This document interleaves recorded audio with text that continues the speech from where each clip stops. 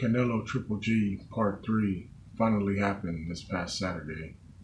Now, it's been 4 years in the making. They had two highly contested, controversial fights. The first in 2017, the second in 2018. And it was now 2022, so basically almost 4 years in between the last two fights. It was no longer as competitive as it once was. I mean, when the first fight happened, Triple G was 35, uh,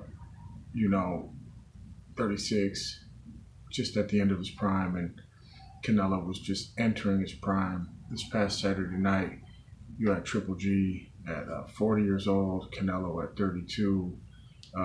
So Canelo he's in his prime, he's in the peak of his prime, and Triple G is far past his. It was still a good technical fight, good technical boxing match, but you could see the difference, the wear and tear, the age. Canelo has just gotten better, and Triple G has gotten older.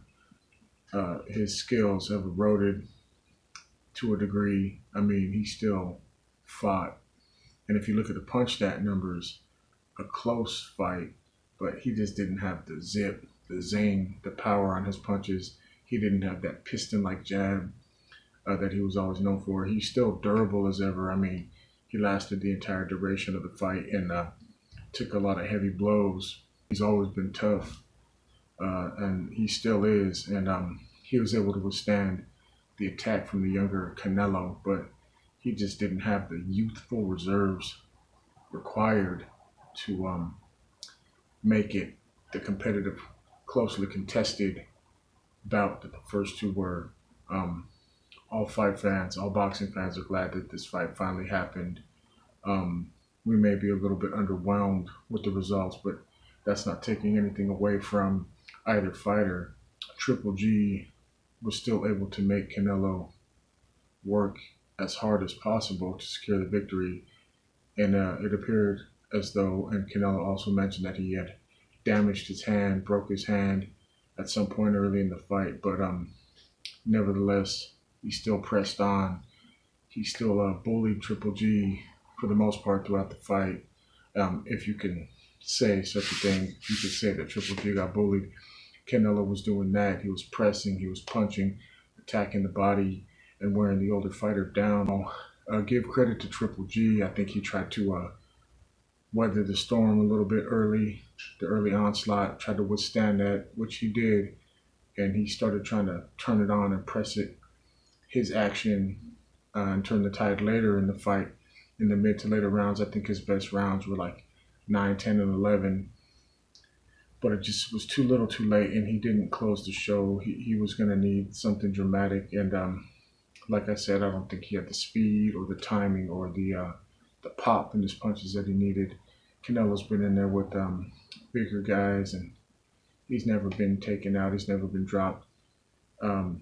Triple G, even when they fought the first time and the second time, was able to land some big punches, but never able to, stop or drop Canelo. So the likelihood of him doing it now at 40, after they've fought 24 rounds, and now after 3 fights, 36 rounds, the likelihood of that happening just wasn't there.